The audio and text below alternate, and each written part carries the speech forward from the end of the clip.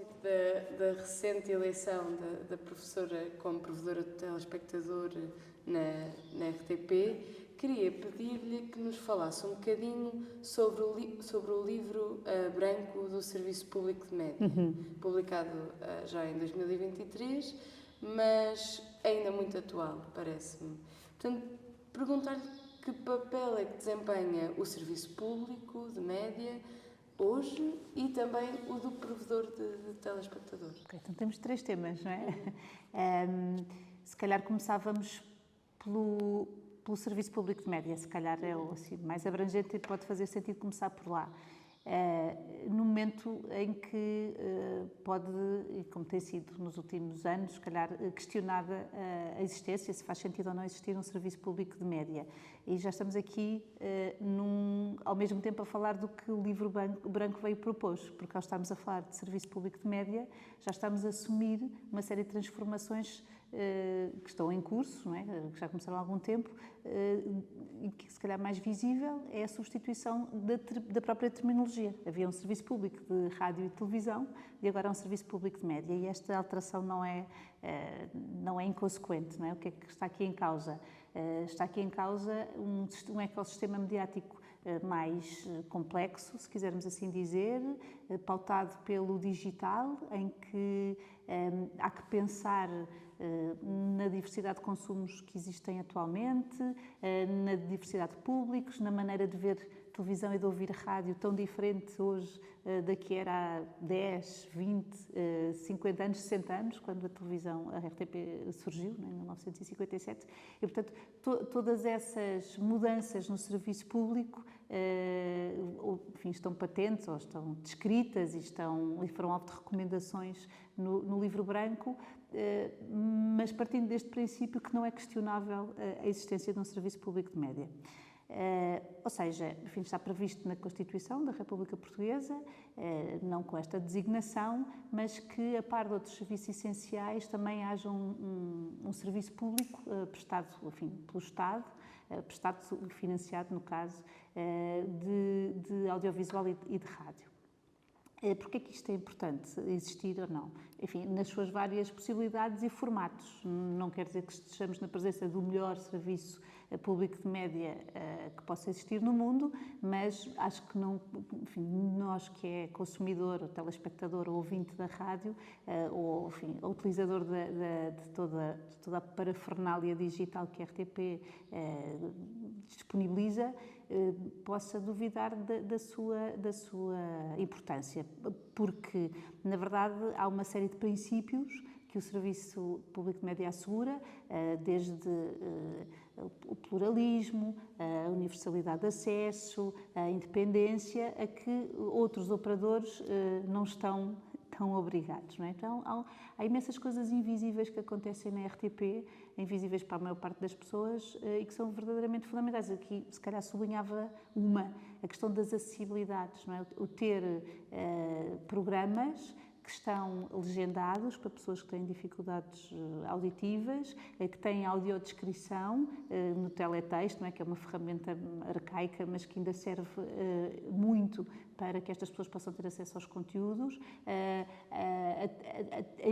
O facto de haver língua gestual portuguesa em grande parte dos programas, o facto de haver programas dedicados a minorias de várias ordens, religiosas, étnicas, se quiser, programas específicos que são uma obrigação do serviço público transmitir para refletir a diversidade da sociedade portuguesa hoje, que é uma realidade.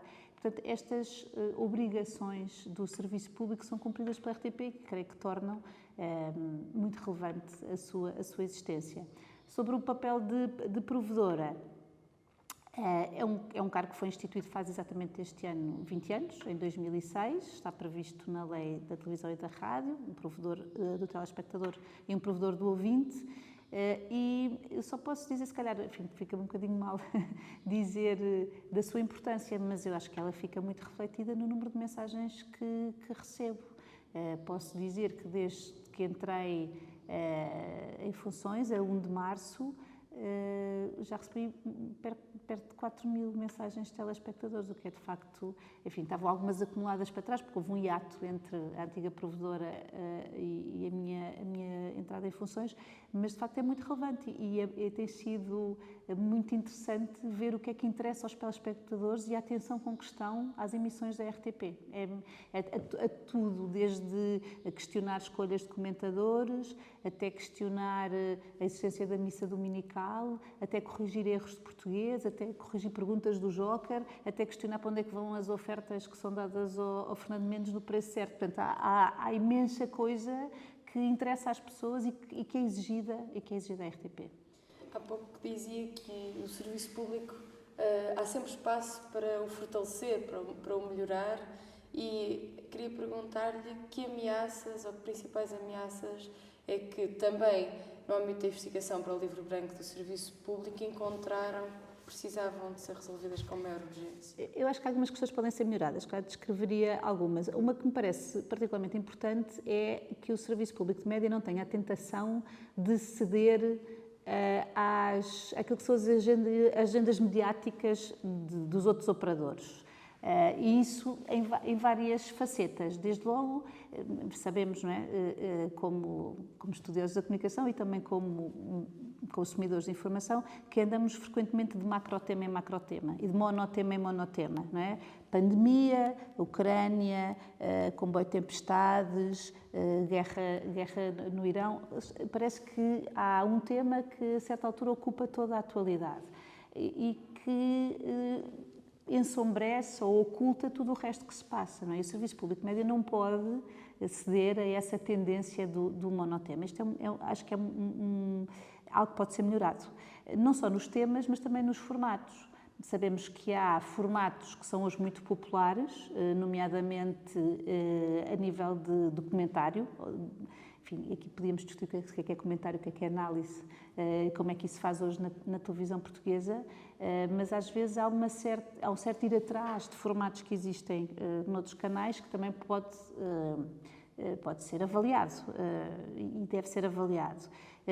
Por outro lado, é importante também que o Serviço Público de Média aproveite um benefício gigante que tem, que é o facto de ter pessoas espalhadas por todo o país, profissionais ligados à rádio e à televisão espalhados por todo o país, nos centros de produção, que há no Norte, no Porto, na Madeira e nos Açores, mas também nas delegações, que eu acho que há aqui um potencial de aproveitar pessoas e instalações que me parece que ainda pode ser muito incrementado e melhorado, enfim, para dar só alguns exemplos.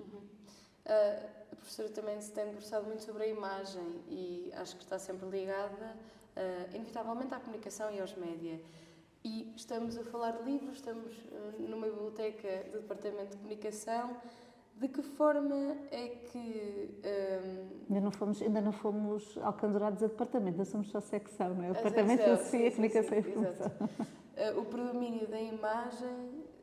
Onde é que fica o livro no predomínio da imagem? O livro também é imagem, não é? Não podemos olhar para um livro como estando aliados. Eu entendo a imagem num sentido muito lato, não é? Se calhar o que a Ana Filipa está a querer dizer é que há uma sobreabundância e há um primado de imagem em movimento, não é? De vídeo, etc. E há dados muito que nos devem fazer refletir muito, só para exemplificar. Nós sabemos que a cada minuto de cada dia que passa é feito o upload, o carregamento de 500 horas de vídeo no YouTube, a cada minuto. Portanto, nós estamos a viver uma época de completa sobreabundância de informação visual, e eu acho que isso faz com que os livros sejam cada vez mais importantes, porque os livros não podemos fazer swipe, não podemos, enfim, podemos só ignorá-los e não lê-los, mas obriga-nos a uma relação com o tempo que eu acho que é cada vez mais importante recuperar. E, portanto, tem imenso espaço o livro. E, nesse sentido, perguntava-lhe que sugestões é que tinha trazido para a nossa conversa. Então, eu não trouxe os livros, queria muito ter trazido, mas percebi que os 3 livros que queria recomendar os emprestei. E, portanto, é um excelente sinal, porque gosto tanto deles que quero muito partilhá-los.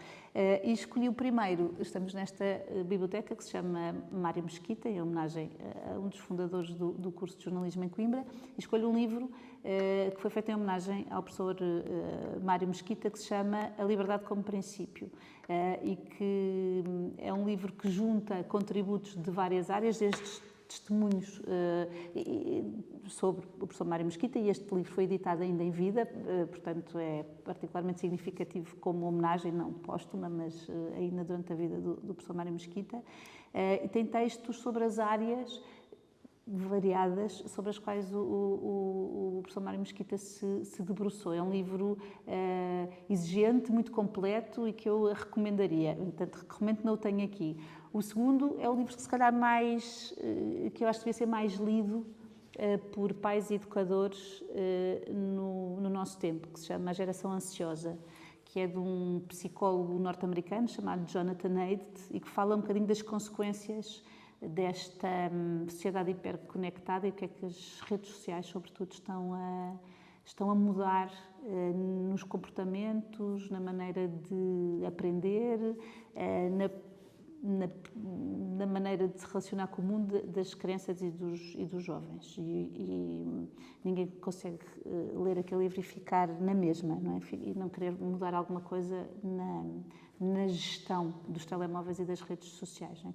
Ele diz que, enfim, é muito mais perigoso deixar crianças à solta na internet do que na rua. Pronto, enfim, portanto, que se calhar vale a pena pensar nisto com dados efetivos. O terceiro livro é um livro de outra natureza, é do cardeal José Tolentino Mendonça e chama-se O Pequeno Caminho das Grandes Perguntas. É um livro que nos interroga sobre uma série de coisas. Enfim, aqui não é um livro que dirá a diferentes pessoas coisas diferentes. E curiosamente, quando estava a escolher estas 3 sugestões, não aparece nenhuma de ficção, o que eu própria estranhei. Mas, enfim, acho que as outras pessoas que são entrevistadas para estas conversas na biblioteca entraram pela ficção dentro. Eu sugiro aqui outros 3 registros.